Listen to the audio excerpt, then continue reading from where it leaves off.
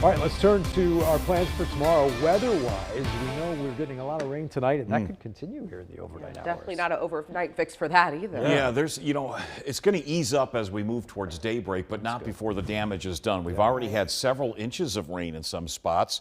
This is the largest single-day rainfall we've had in almost 1 year. We've had over 2 inches of rain officially in Indianapolis. We're not done. We're just a few tenths of an inch away of setting a record for the date, a date that hasn't stood very long. The 2.24 inches is the record for this date, March 3rd, set in 2023, and we're not far from that at this hour. We're damp.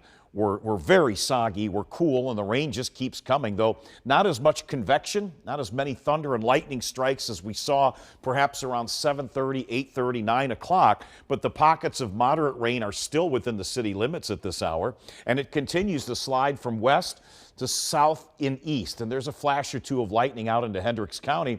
The bright yellows here represent where the more moderate to heavy rain is occurring, and there's another surge coming in just across the state line at Danville, Illinois, moving into Vermilion County. West of Terre Haute in northern Vigo County, some of these more concentrated thunderstorms where you can really get more heavier rainfall are ongoing. So all of this continues to move from west to southeast. And this is the second round. Early this morning, we had big rainfall numbers from Terre Haute through Shelbyville out towards Franklin County. And then we added to those totals. So at this hour, we're now over 2 inches in Indianapolis.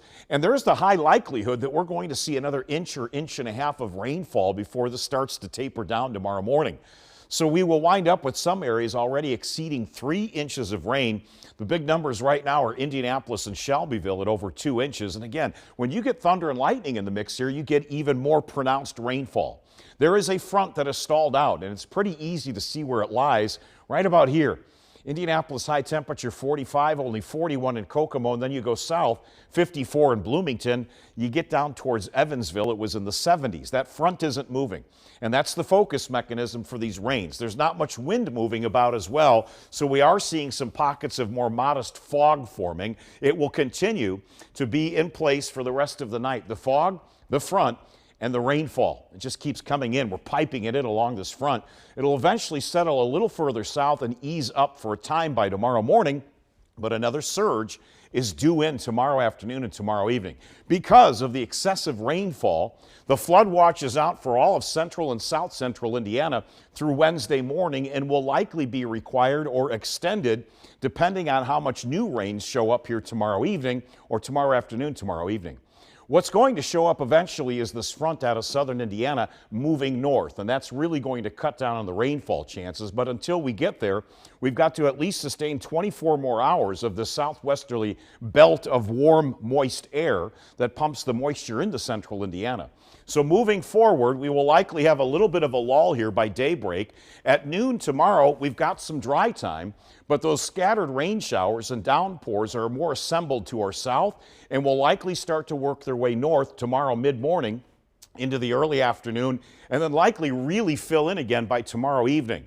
This may include a few more thunderstorms, and these thunderstorms today had some hail. There's a possibility that we might get a stronger storm or two, but the high likelihood is that we're going to get more of these drenching downpours into tomorrow night. And then Thursday morning, this front tries to work its way a little further north, but not having great success. Will bring another wave of showers and thunder showers through. It'll eventually work its way north by Friday morning, and that's when things are really going to warm up. Overnight, we could easily pick up another inch to maybe an inch and a half of rainfall. The big numbers are going to keep coming. We could have some areas end up with as much as 5-6 inches of rain before the front moves north far enough on Friday to allow this huge upwelling of warm air. We could be as much as 30 degrees above average on Friday and challenge a record high temperature.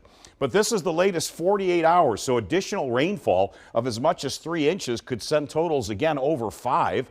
High water is likely tomorrow morning. Some of the streets may be looking like they are pretty much covered with rain, and some of the creeks and streams will be spilling out of their banks as well. Flood watch is in effect with a low temperature at 41. The rain will scatter and ease up tomorrow morning, only to fill in again tomorrow night and continue with rain chances right into Friday. But it's Friday when we get a lull and we have a shot at a record high temperature. The record is 75.